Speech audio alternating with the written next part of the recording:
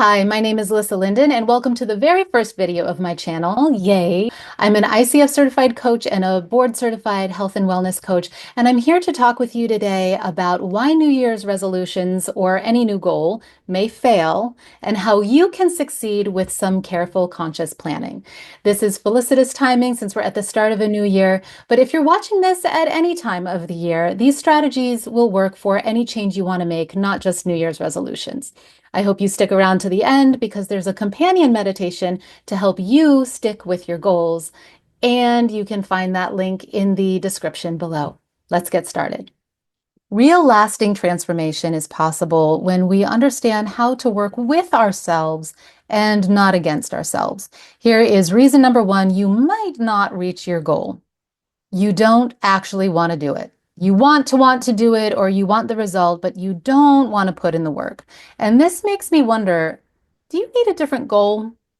Do you need to rework your goal so that it doesn't demotivate you, even if you're reluctant to put in the work? Is there anything that can motivate you toward your goal, or any inspiration you can find to light your inner fire and drive?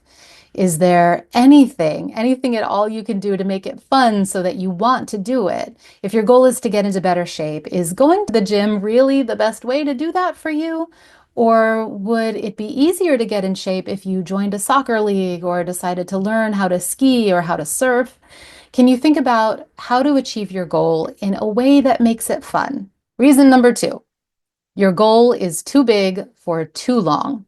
The year goes by fast, yes, but focusing on 12 months to change can easily feel like a slog. Your solution here is milestones and small wins and rewards. Chunk it down. Focus on the first small pieces. Maybe that's month one, week one, or even just day one.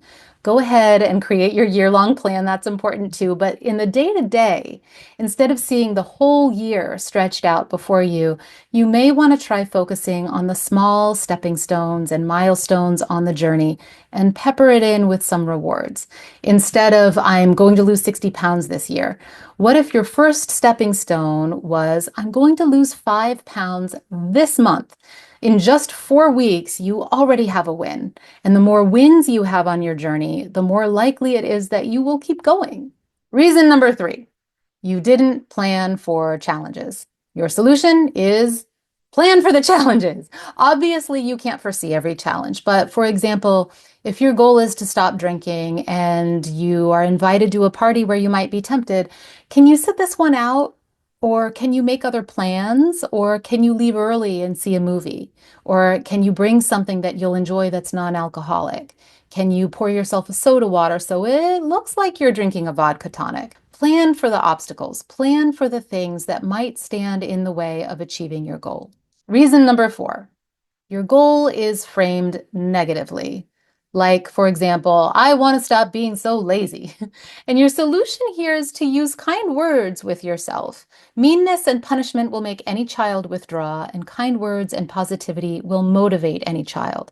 Just because you grew up doesn't mean that you stopped operating this way.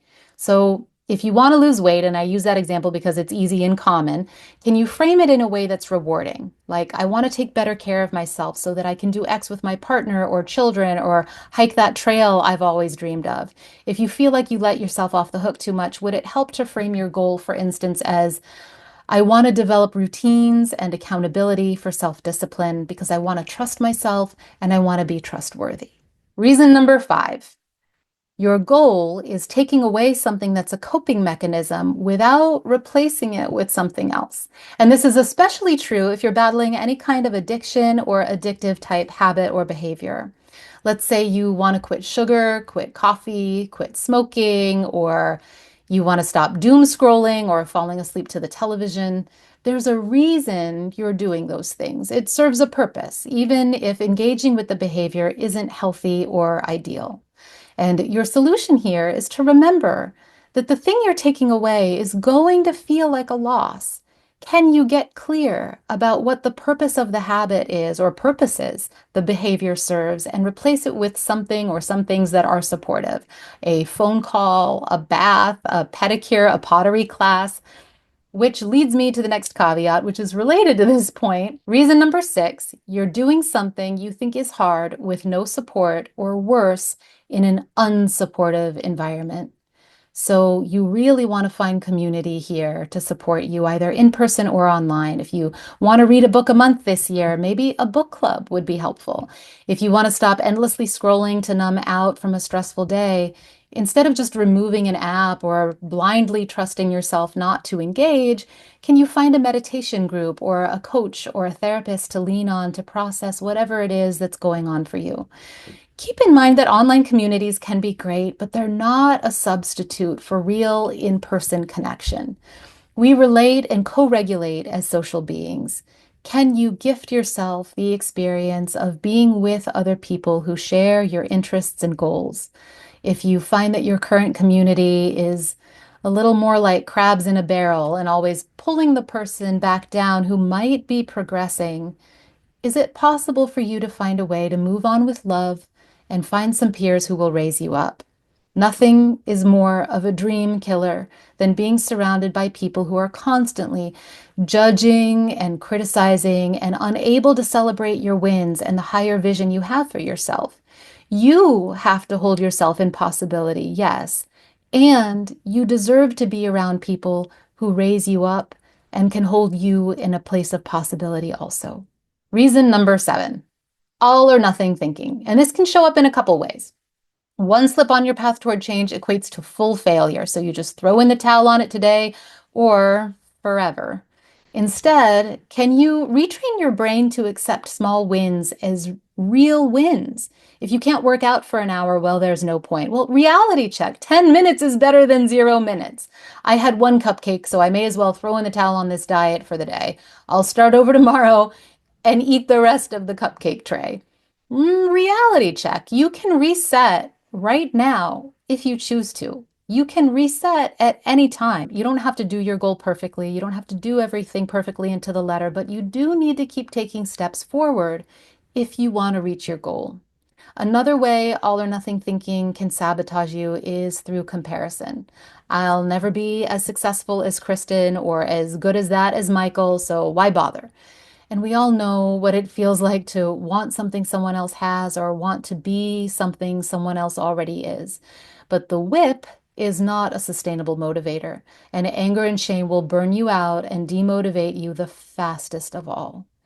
Instead, can you think of some ways that you can pull yourself back from the cliff of comparison and focus on your personal best? Which is a perfect segue to our last point. Reason number 8, you haven't yet rooted down in the vision of future you. You don't clearly see yourself yet as someone who can have what you want or change in the way you want to change. Beginning of the year, motivation feels great. New year, new you. The whole year feels wide open for change, and you feel super motivated and super excited about your goals. But what about when you don't feel motivated or when you lose motivation?